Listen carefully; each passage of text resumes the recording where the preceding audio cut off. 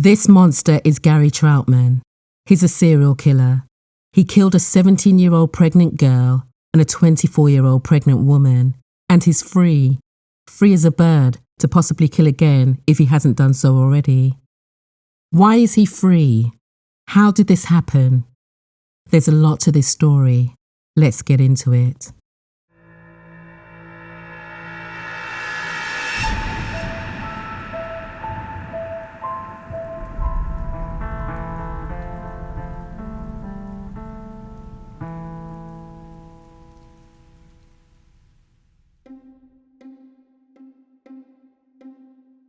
When 5-year-old Stacey Savage left kindergarten on the afternoon of the 17th of March 1986, she leisurely walked to the spot where she met her mum each day.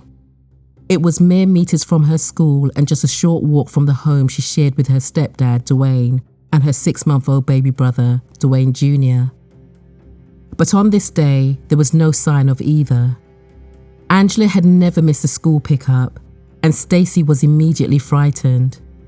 After a few minutes of waiting, she decided to run home as fast as she could in the hopes that her mum was just running late. But when she arrived at the house, she found the front door wide open and no sign of her mother or brother.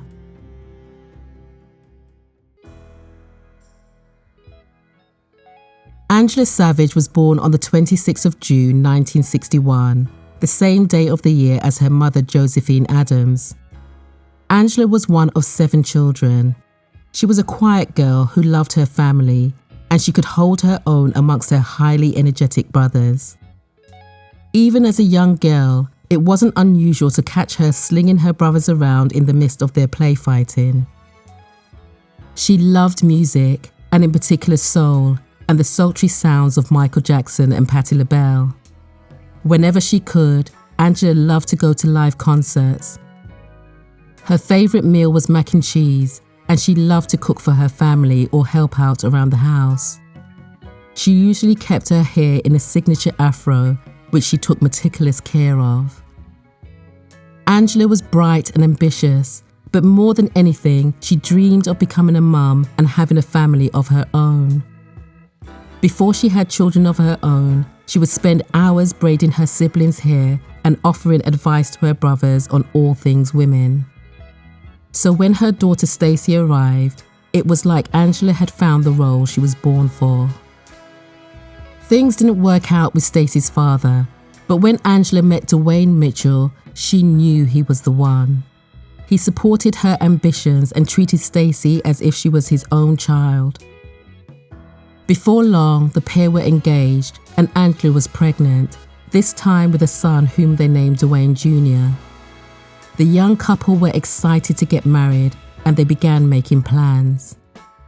But all of Angela's hopes and dreams were cut short on that Monday afternoon in March 1986. After Stacey looked around the house and found no sign of her mum, she was incredibly frightened. She knew she needed to get help, so she ran over to a neighbor's house. The family lived in Deerfield Beach, Florida, which was a close-knit community where everyone knew everyone.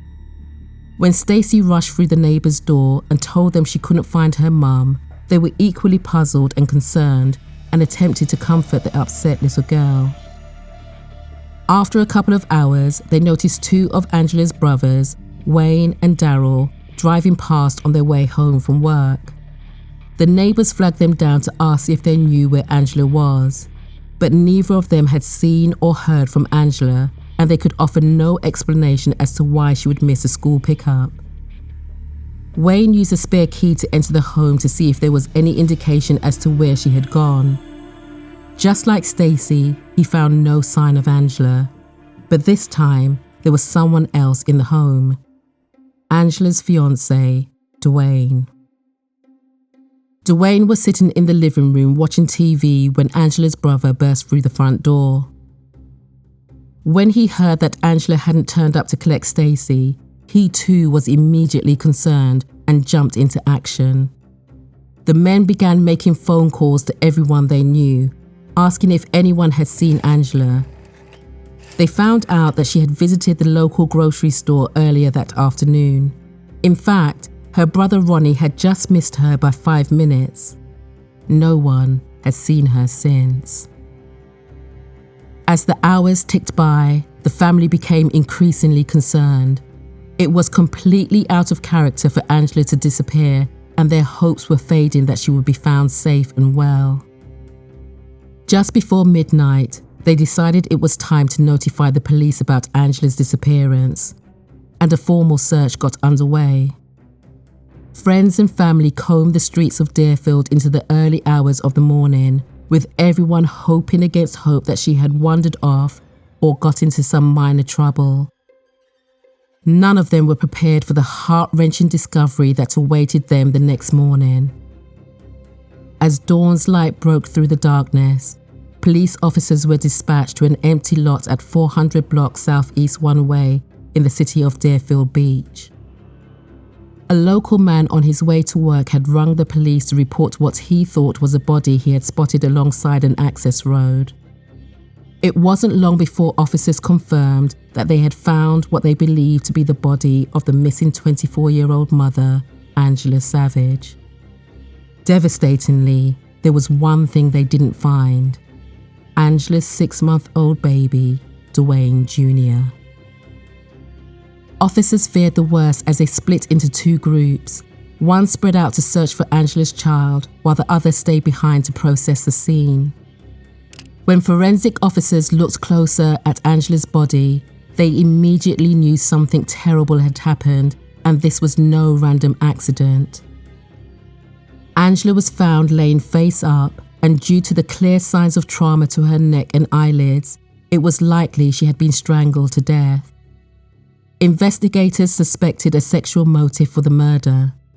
Whilst Angela was clothed, she was barefoot, and her shorts were unzipped.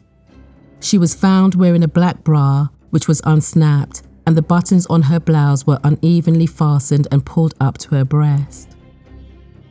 The clothes matched the description of the outfit Angela was last seen in when she visited the store the prior afternoon. On top of the neck trauma and damage to Angela's eyes, it was clear she had at some point been bound at the wrist and ankles and likely gagged as well. The autopsy would later reveal that Angela had suffered a brain hemorrhage on top of being strangled to death. This indicated that she had likely been gagged, beaten, and then strangled at some other location before her body was dumped in the vacant lot. Sand was found in her pubic area, which indicated that Angela had been undressed and then redressed by whoever had killed her. Numerous swabs and DNA evidence were gathered from her body for later analysis, and her clothing was collected for evidence. The coroner ruled Angela's cause of death as asphyxia by strangulation, and the manner of death was homicide. But there was one final blow for Angela's loved ones to suffer. The medical examiner discovered that at the time of her death, Angela was 4 months pregnant. While officers combed through the scene where Angela had been found, on the other side of town, a woman received a knock on her front door. It took the woman a while to get to her door, and in the meantime, she heard footsteps running off in the distance. By the time she managed to answer the door, there was no one there. But when she looked down, she made a startling discovery. There on the doorstep was an infant wrapped in a white pillowcase. The baby's tiny hands peeked out from beneath the white t-shirt. 6-month-old Dwayne Jr. had just been found, alive and well. While the investigation into Angela's murder kicked into high gear, officers made a fateful determination. In their opinion, the fact that the person who killed Angela had spared her child meant it was most likely someone close to her, and all eyes turned to Dwayne Sr. Within hours, Dwayne was brought in for questioning. Officers grilled him about his movements the previous day and overnight, and inexplicably, he couldn't give a clear answer about his actions. Well, at least any answers which satisfied the investigators. Dwayne never explicitly declared his innocence to the officers, but he assured Angela's family that he had nothing to do with her murder, and they believed him. At one point, a lie detector test was administered, which officials claimed Duane failed. But no amount of pressure or questioning ever turned up any evidence to tie Duane to Angela's murder. The only link they could find was the fact that he was Angela's partner and the father of Duane Jr. On the same day Angela's body was found, her parents received a disturbing call. On the other end of the line, a deep voice asked, "Can I speak to Angela, please?" Then the voice began mocking and laughing.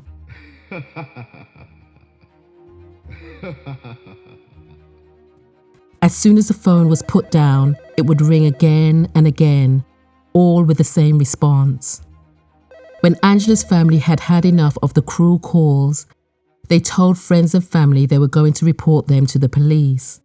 And just like that, the calls stopped. This led Angela's family to believe that the killer was close to home. They didn't know who, but they suspected it was someone in or connected to their inner circle. Their fears were compounded after Angela's funeral. Once the ceremony at the church was complete, attendees were invited to Angela's parents' house for the reception.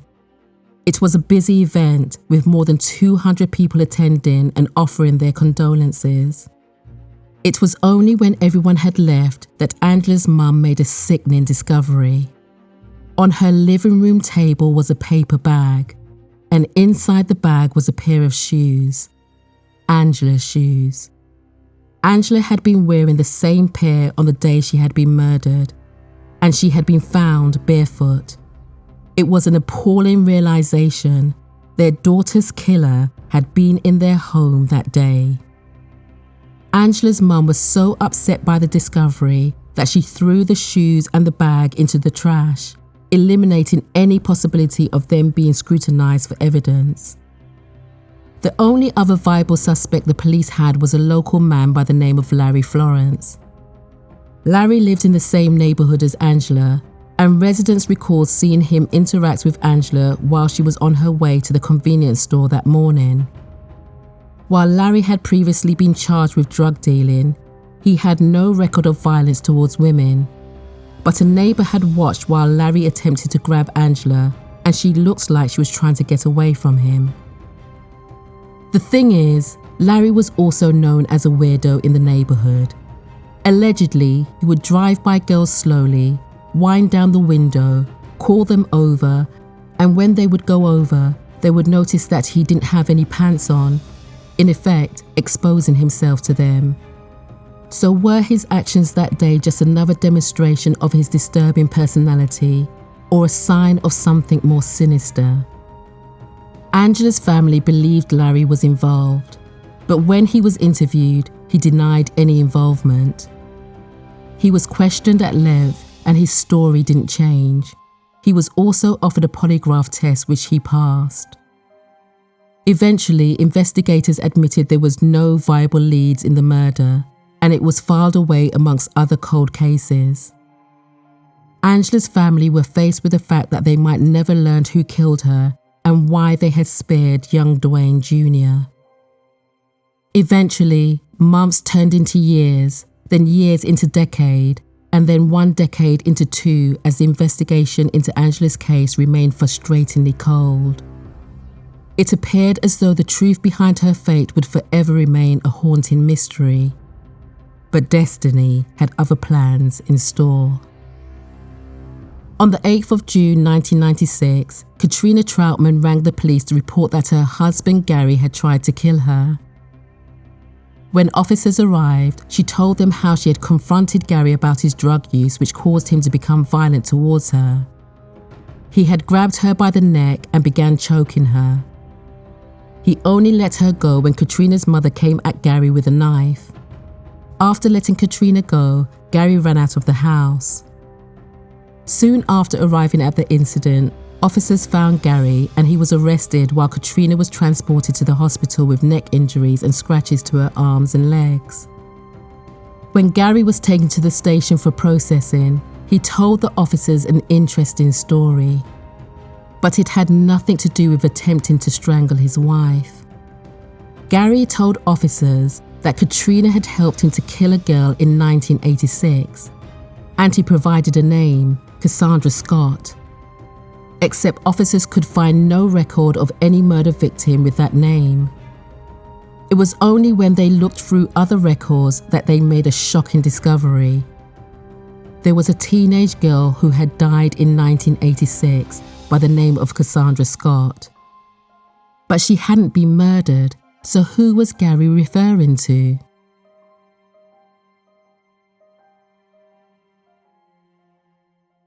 Cassandra Scott, known as Sandra to her friends and family, was born on the 21st of August 1968. She had 2 older brothers to a different father and a younger sister, Lashella, whom she was very close to.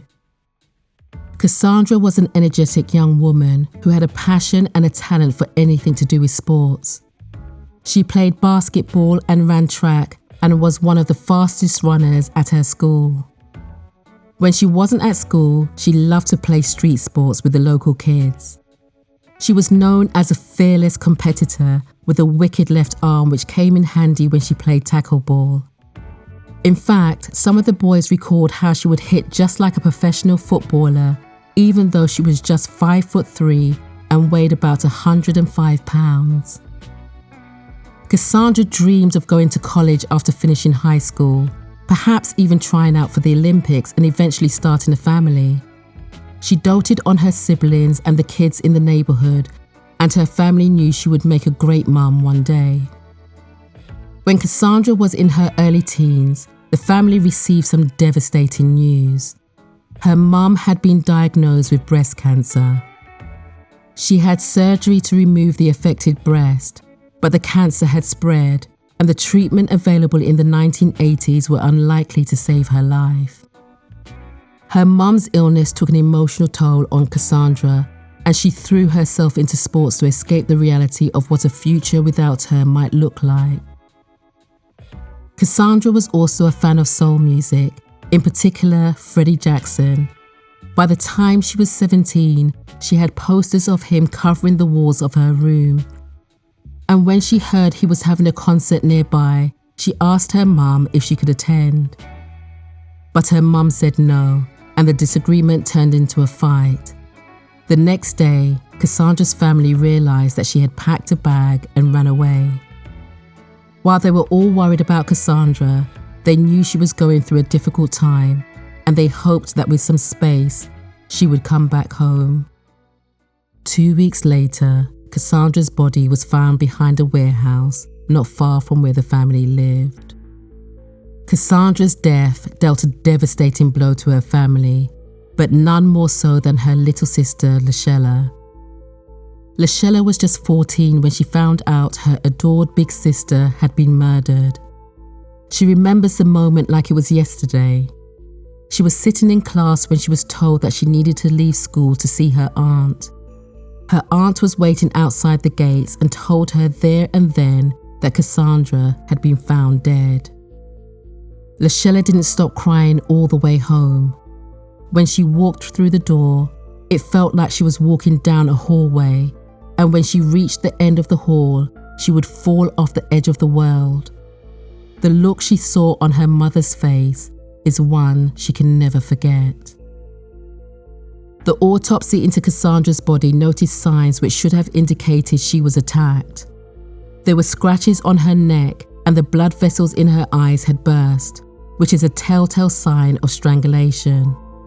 The coroner also found DNA under her fingernails.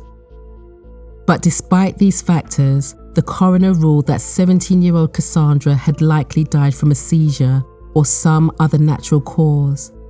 He explained that the scratches on her neck were likely from her clutching at her neck while she gasped for air during a seizure. There was also one further discovery made during the autopsy. Cassandra was 4 months pregnant at the time of her death. Cassandra's family immediately suspected she had been murdered, and they didn't accept the coroner's ruling, but there was little they could do to convince the police to look more closely at her death. They were labelled as simply a family who couldn't come to terms with a loved one's death. As the years passed, they began to question whether they would ever know what really happened to the bright and ambitious girl they adored. 6 weeks later, when Angela's body was found just meters from Cassandra, her family immediately expected the two deaths were connected. The two families knew each other, and they once again begged the police to consider that the deaths were related and that a serial killer was operating out of their neighborhood. Their requests were denied. It would take more than a decade before Cassandra's family would get the answers they deserved, and the revelations would shock the tight-knit Deerfield Beach community to its core. After hearing Gary's story, the officers interviewing him in regards to the assault on his wife called in Detective Steve Wiley to take a formal statement. Gary was forthcoming about the events surrounding Cassandra's death, which officials were coming to realize was no accident. Katrina and Gary had already been married for 14 years when Cassandra died. They had 2 kids and would go on to have a total of 9 children. According to Gary, Katrina had been having an affair with Cassandra's boyfriend Jeff, while Gary was locked up in jail on fraud charges. Eventually, Jeff ended the affair, possibly after he found out Cassandra was pregnant. His rejection sent Katrina into a fit of rage, and she decided the best way to get back at him was to kill Cassandra. For years, Gary and Katrina had spoken openly about what it would be like to kill someone and how they would get away with it. So it wasn't too much of a surprise when she came to her husband with a specific target in mind. Gary told officers that he loved Katrina so much he would do anything to please her, even if it meant killing an innocent 17-year-old and her unborn child. It was around 7 to 8 p.m. on the night that would become Cassandra's last. As she walked past Gary and Katrina's home, she heard a woman call out. Katrina offered Cassandra some baby clothes, and Cassandra followed her around to the back of the house. They entered the home via the rear door and directly into the living room where Gary was waiting on the couch. When the women moved into the bedroom, Gary grabbed a necktie he usually wore with a suit and wrapped it tightly around the teenager's neck, all while Katrina watched. Cassandra immediately began to fight back, and she desperately tried to claw at the tie around her neck, so Katrina jumped in and held her arms down until Cassandra faded out of consciousness a few minutes later.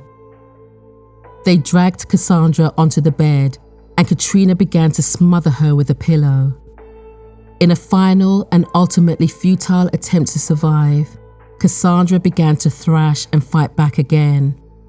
But eventually, Katrina won out, and Cassandra stopped moving.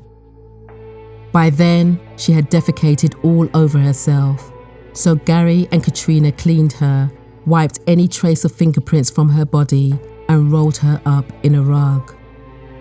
Later that night, they stuffed the rug into the trunk of a vehicle which Katrina had borrowed from her brother. They had to tie the lid of the trunk down because Cassandra's body had gone stiff and her leg wouldn't bend. They drove around for a few hours until they found a location which was far away from prying eyes and dumped her unceremoniously out of the trunk. They removed her from the rug, slammed the trunk shut, and drove back to their home where their children was tucked up in bed.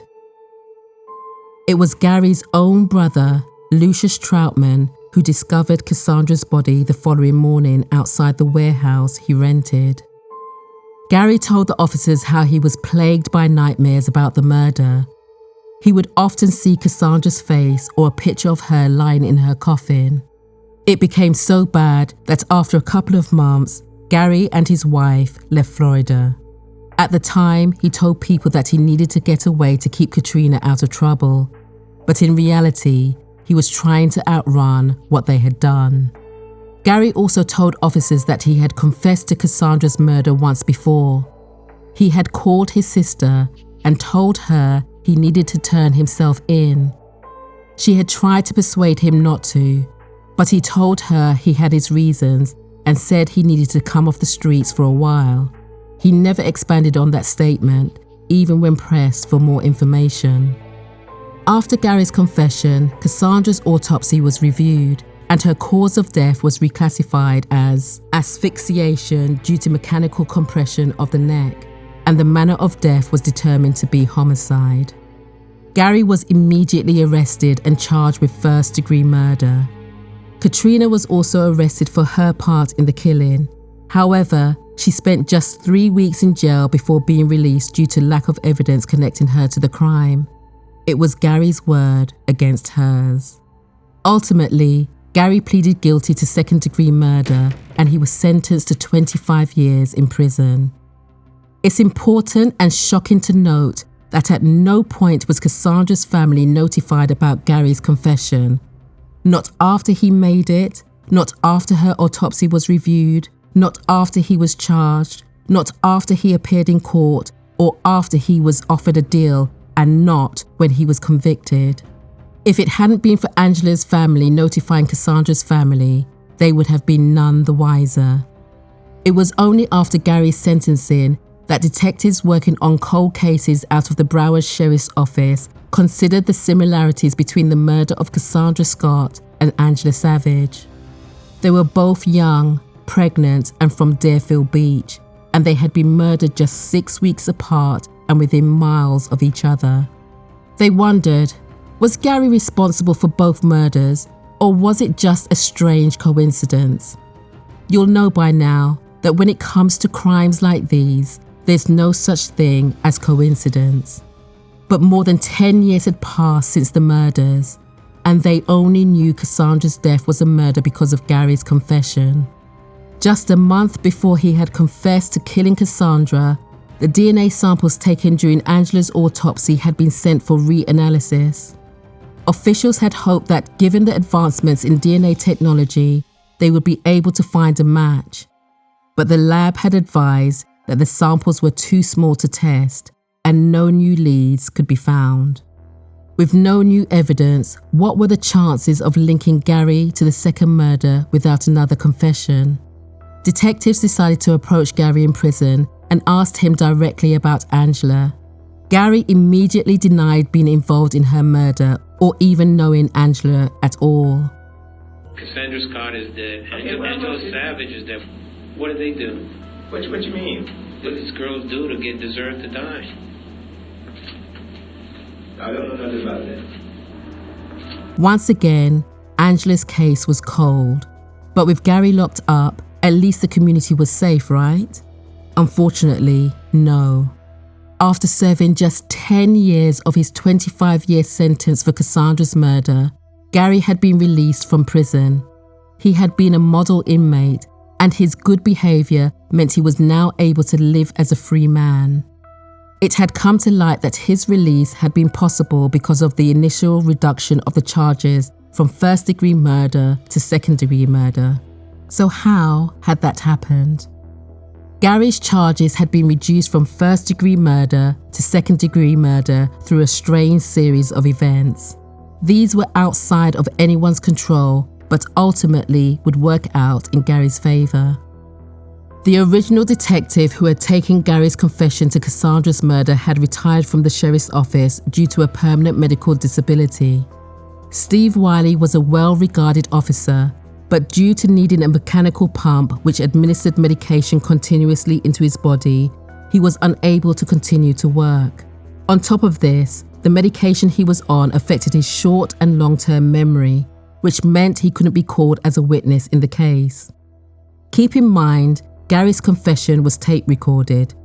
However, the judge ruled that without Detective Wiley's testimony, the tape would not be considered admissible.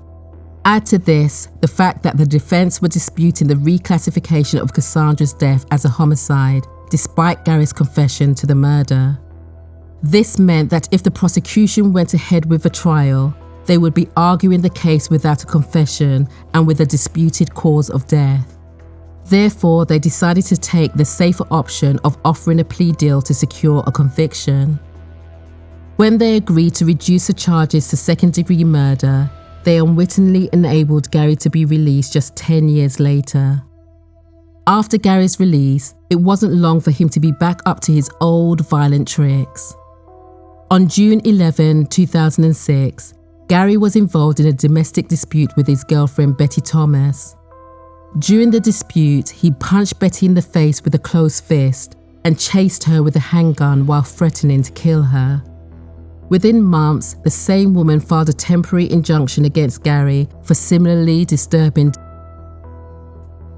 At the same time, back in Deerfield Beach, Angela's brother reached out to a local journalist and asked her to write a piece covering the 20-year anniversary of his sister's case.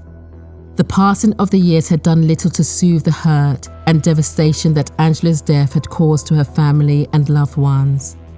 On the other hand, 20 years had done plenty to advance DNA technology, and when the journalist sought information about the case from the police, it prompted cold case investigators to look into her murder once again. All the samples were resent for testing, and 3 were able to produce positive results. All of the samples matched one profile: Gary Ulysses Troutman. With concrete evidence of Gary's involvement, he was brought in for questioning. Once again, Gary denied knowing Angela, but he made one critical mistake.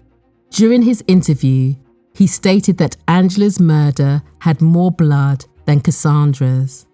Even without the DNA, Gary was now caught in a lie. Little Savage.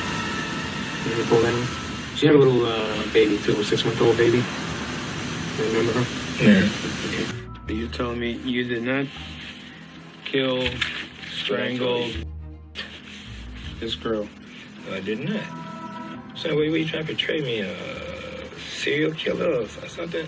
Just people that kill people just to be killing people? I don't understand, because it was blood. There was blood? Not as much. And it's like, I just can't tell you now.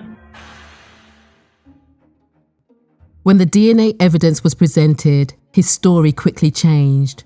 The writing was on the wall for Gary, and he knew it. But he also knew how to play the system. During the interview, he bragged that if they charged him, he would be out within 15 years. He wasn't fazed when they told him he would be sentenced to life. Ultimately, Gary was charged with first-degree murder. When Angela's family found out that someone was finally going to pay for her murder, it was a feeling of relief they could hardly contain. It had taken 30 years to get to that point. 30 years, too long. There was one other feeling at the news of Gary's arrest: relief. But it was too little, too late for Dwayne, who had lived for years as an accused man. Whilst Angela's family had stuck by him and believed him to be innocent, the community had not been so kind. The dark cloud of suspicion had followed him since that day. It was a cloud that could only be lifted by the conviction of the person actually responsible for her murder. Devastatingly, Dwayne died of cancer in 2002 and was never able to see his future wife's killer brought to justice. Gary was eventually able to plead guilty to second-degree murder in yet another instance of history repeating itself. Due to the statute of limitation, he was never charged with or kidnapping. Despite the guilty plea, Gary never revealed a motive as to why he killed Angela or spared her child. Angela's family believed that he or Katrina lured her in the same way as Katrina had tricked Cassandra under the guise of offering baby clothes. However, this remains unconfirmed. And despite Gary's denials of knowing Angela before he murdered her, the two were clearly connected. Gary's parents and Angela's parents attended the same church. Angela and Cassandra knew each other through their brothers. Cassandra was the same age as Angela's brothers, Wayne and Daryl, so they were all neighborhood friends and acquaintances. After her death, Angela's 2 children were separated. Dwayne, who lived only 2 blocks from Angela's parents, raised Dwayne Jr., and Angela's mum raised her daughter Stacy. During Gary's sentencing hearing, Angela's family were offered the opportunity to provide victim impact statements. In court, Angela's family shared their grief they felt at losing her in such a horrific way. Gary refused to look anyone in the eye during these statements, and during one poignant moment, Judge Ilona Holmes, presiding over the hearing, told the victims not to look at him, but to look at her and the court. This was despite Angela's loved ones having been forced to wait more than 2 decades for justice. During their impact statement, Darrell stated, Gary Troutman caused a lot of pain, tears to my family. Despite the emotional statements, Gary showed no emotion during the hearing except to laugh at them as he was led away. Wayne spoke directly to Angela's killer when he stated that he hoped Gary would die in prison. Hope he never walks out of jail again. Hope he dies in jail. But he wouldn't get his wish, and there was no happy ending for Angela's family. Despite being sentenced to 30 years in prison, Gary was released from prison after serving less than half of his sentence, just like he had warned. Once again, Gary had been the perfect prisoner, and on the 1st of December 2022, he became a free man once more. The mayor of Deerfield called the early release a miscarriage of justice and urged residents to look out for this individual. After being released, Gary's address in East Point, Atlanta went viral on social media. People posted about spotting him sitting on his front porch, and others said they had seen him dragging his left leg as if he had had a stroke. He had also been seen using a wheelchair. Gary never expressed any remorse for the murder of Angela Savage. Unlike Cassandra, who he said gave him nightmares for years, he denied Angela's very existence right up until the minute he pled guilty to her murder. Many believe that he only felt guilty when it came to Cassandra's murder because she was related to his nephews. In another disturbing twist, when Gary was in prison for Angela's murder, he sent her family a letter asking to speak to them. He told them he wanted to let them know Angela's last words. He also admitted to other murders he and Katrina carried out, although these claims are yet to be confirmed by the authorities. It's important to note that one of Gary's brothers, Johnny, is in prison for life, not for killing anyone, but for several other offences, including armed robbery. And yet, even after Gary took 4 lives, including 2 unborn children, he is now walking free. Gary also has another brother, Joseph, who is currently incarcerated for the murder of his son in 2014. He also spent some time in jail for the attempted murder of his wife in 1989, just 3 years after Gary killed Cassandra and Angela. In December 2022, Gary heard the Addams Brothers podcast regarding their sister's death and his release. After the episode aired, this monster sent a word of warning to the brothers, warning them to keep his name out of their mouth. Sick son of a bitch. In the depths of tragedy and despair, the story of Angela Savage's murder has left an indelible mark on the fabric of her community in Deerfield Beach. Hers is a tale that has unfolded with twists and turns, unraveling a complex web of human emotion, deceit, and ultimately the pursuit of justice. It serves as a chilling reminder of the fragility of life and the depths of darkness that can exist within the human soul. It is a tale of resilience and persistence, as loved ones refuse to let the passage of time erode their determination to find the truth. Though only known to each other through mutual friends and family in life, Angela and Cassandra are eternally tied together in death. As the truth behind their murders came to light, a profound and unexpected connection emerged. A connection that intertwined the lives of 2 families forever. The unimaginable grief that had consumed them for years now unite them in a bond forged by tragedy. Their shared experience, the pain of loss, and the quest for justice brought them together, offering a support system unlike any other. Together, they navigated the treacherous path of grief, walking side by side, hand in hand, offering a shoulder to cry on and lending an empathetic ear. They exchanged stories, memories, and laughter, cherishing the legacies of their loved ones and ensuring their spirits would never be forgotten. In the years since, the two families have channeled their pain into a force for change, raising awareness, supporting organizations, and pushing for reforms to ensure that no other family would suffer the same fate.